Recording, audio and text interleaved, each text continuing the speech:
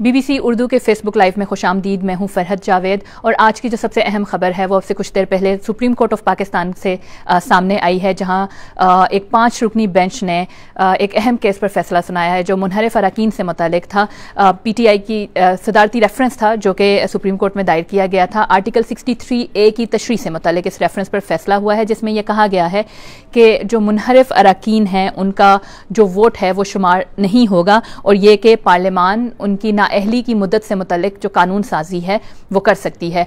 ये केस मार्च में सदारती रेफरेंस जो है ये फाइल किया गया था, उस वक्त जब पाकिस्तान तहरीक इंसाफ के पास ये इतलात आई थी कि उनके कुछ अरकान मुनहरिफ हो रहे हैं और वो PTI की जो क़यादत है उनके फैसले के खिलाफ जो तहरीक अदम एतमाद है उस पर वोट दे सकते हैं। जिसके बाद आर्टिकल 63A की तशरीह से मुतल्लिक सदारती रेफरेंस फाइल किया गया था। आज जो फैसला हुआ है वो 3-2 का अक्सरियती फैसला है। दो जजेस हैं जिन्होंने इख्तलाफी नोट दिया है। 5 रुकनी बेंच था जो इस केस की समाअत कर रहा था और इसकी सरबराही chief justice of Pakistan Umar Ata Bandial कर रहे थे।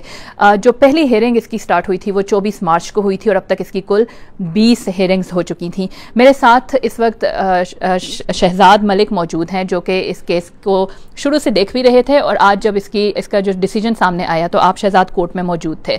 मुझे ये बताएं कि आज कोर्ट में क्या क्या कार्रवाई हुई? देखिए, आज उन्होंने एक कार्रवाई ये हुई कि आज जो नए अटॉर्नी जनरल हैं उन्होंने भी दलाइल दिए। गुज़िश्ता जो अटॉर्नी जनरल थे खालिद जवेद, उन्होंने ये कहा था कि इनकी जो नाअहली है वो अगर D सीट एक मरतबा है, लेकिन उनका ये कहना था कि इनकी नाअहली ताहयात होनी चाहिए कि अगर कोई भी अरकान मुनहरिफ होता है पार्टी पॉलिसी से। आज जो नए अटॉर्नी जनरल ऐशवर्या साहब, उन्होंने कहा कि चूँकि ये मामला जो है सदर ने सियासी तौर पर तो देखा है लेकिन आइनी तौर पर जो कानूनी माहिरीन है उनसे उन्होंने मशवरा नहीं किया, इसलिए बेहतर है कि ये मामला जो है वो उसको भेज दिया जाए। लेकिन फिर अदालत ने उनको नहीं माना और उन्होंने कहा ये मामला बहुत आगे जा चुका है, हम इस पर राय देनी है क्योंकि पहले ही बहुत टाइम हो चुका है। आज जो उन्होंने जो फैसला सुनाया है वो 3-2 की अक्सरियत से है और उसमें ये कहा गया है फैसले में कि जो 63A है जिसकी तशरीह है कि अगर कोई भी रुकन इनहराफ करता है पार्टी पॉलिसियों से तो उसको उसकी सज़ा को बढ़ाना चाहिए, यानी D सीट जो है वो एक मरतबा नहीं होना चाहिए बल्कि ताहयात नाअहली होनी चाहिए। इस पर फिर अदालत ने ये कहा है, जो सदर की तरफ से 4 सवालात पूछे गए तो उन्होंने ये कहा कि आइन का ये आर्टिकल जो है ना ये तहफ़्फ़ुज़ फराहम करता है कि कोई भी मुनहरिफ अरकान जो है वो कोई भी उसको ऐसी सज़ा मिलनी चाहिए ताकि वो आइंदा ऐसा कोई करने की ज़रूरत ना करे। लेकिन उसके साथ साथ उन्होंने ये भी कहा कि इस आइन के आर्टिकल के तहत कि कोई भी जो जमात है वो कोई भी जो रुकन है उसके ख़िलाफ़ मामला जो है वो भेज सकती है इलेक्शन कमीशन को और इस हवाले से कानून साजी कर सकती है।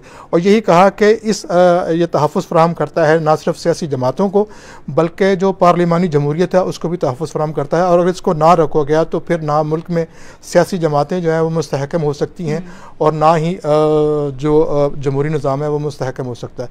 सबसे अहम मामला जो था वो ये था कि उन्होंने कहा कि जो भी मुनहरिफ अरकान हैं अगर वो वोट कास्ट भी करते हैं अपनी पार्टी पॉलिसीज़ के ख़िलाफ़ जाके वोट देते भी हैं उनका वोट शुमार नहीं होगा। ये जो 4 सवालात सदारती रेफरेंस में और इसके अलावा जो 11 दरख्वास्तें आई थी उसमें जो सबसे अहम चीज़ है वो यही है कि अब कोई भी रुकन जो कि मुनहरिफ होगा वो पार्टी पॉलिसी के ख़िलाफ़ मुखालिफ उम्मीदवार को वोट देगा उसका वोट शुमार नहीं होगा।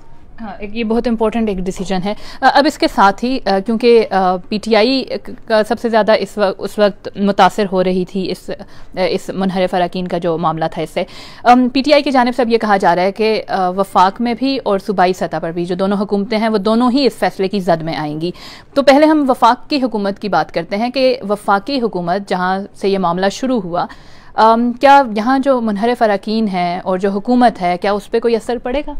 मेरा नहीं ख्याल कोई पड़ेगा क्योंकि इस हवाले से पाकिस्तान तहरीक इंसाफ के चेयरमैन इमरान खान ने एक रेफरेंस सुप्रीम कोर्ट में दायर किया था उन 20 अरकान के ख़िलाफ़। उन्होंने कहा था कि उन्होंने पार्टी पॉलिसी से इख्तलाफ किया है। लेकिन आपको याद होगा, आप भी पार्लियामेंट कवर कर रही हैं कि जो इनहराफ करने वाले अरकान हैं उन्होंने कोई वोट कास्ट नहीं किया। इसका मतलब है कि ये 63A जो है जिसकी तशरीह आज सुप्रीम कोर्ट ने की है ये उन पे लागू नहीं होती और वो इस हवाले से इलेक्शन कमीशन भी इनको क्लियर कर चुका है कि इनके ख़िलाफ़ कोई रेफरेंस जो है वो नहीं बनता।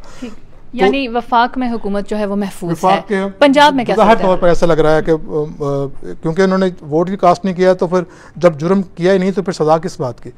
पंजाब में अलबत्ता ये है कि 25 अरकान ने जो वोट दिया था हमजा शहबाज को, उसका इम्पैक्ट ज़रूर पड़ेगा। और अदालत ने ये भी कहा है कि इस फैसले पे कि कोई भी ये जो अदालती फ़ैसला है इस पर अमल दरामद फौरी होगा, जिसका मतलब ये है कि अगर पंजाब में भी वो वोट का किसी ने कास्ट किया है तो वो उसको भी काउंट नहीं किया जाएगा। ठीक है शहजाद, इसी में रेफरेंस में एक लाइफ टाइम डिस्क्वालिफिकेशन की बात भी की गई थी, उस बारे में कुछ बताइएगा नाजरीन को कि वो मामला कहाँ पहुँचा। देखिए डिस्क्वालिफिकेशन के बारे में आज जो सुप्रीम कोर्ट ने तशरीह किया उसमें उनका कहीं जिक्र नहीं है कि भाई, क्योंकि जो पीटीआई का मौक़िफ़ ये था कि इनकी नाअहली ताहयात होनी चाहिए, लेकिन अदालत ने भी जो जब इसकी समाअत हो रही थी उसमें कहा था कि छोटे जुर्म जितना जुर्म हो सज़ा भी उतनी ही होनी चाहिए, चोरी की सज़ा जो है वो सज़ाए मौत नहीं हो सकती, इसलिए जो जुर्म है उसी हवाले से किया जाए। लेकिन कानून साजी के लिए उन्होंने ये ज़रूर कहा है कि ये पार्लियामान जो है वो उसको बाइख्तियार है,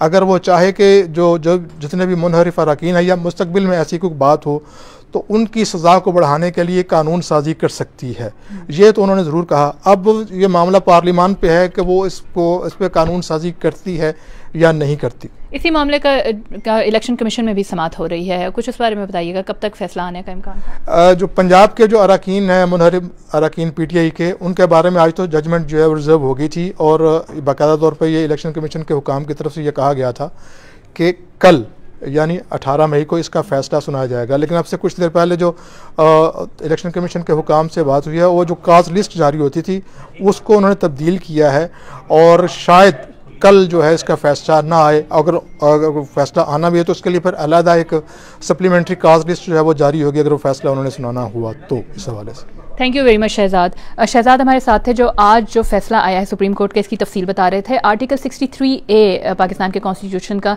बेसिकली उन मेंबर्स से मुतल्लिक है जो कि अपनी जो पार्लिमानी पार्टी है उससे इनहराफ करते हैं और वज़ीर आला या वज़ीर आज़म के इंतखाब के मौके पर या तहरीक एतमाद जैसे मौके पर वोट अपनी पार्टी की आदत की मर्ज़ी के ख़िलाफ़ देते हैं। तो आर्टिकल 63A ये कहता है कि उनको नाअहल करार दिया जा सकता है अगर वो वोट दें, और उसी की जो तशरीह है वो आज सुप्रीम कोर्ट में हुई।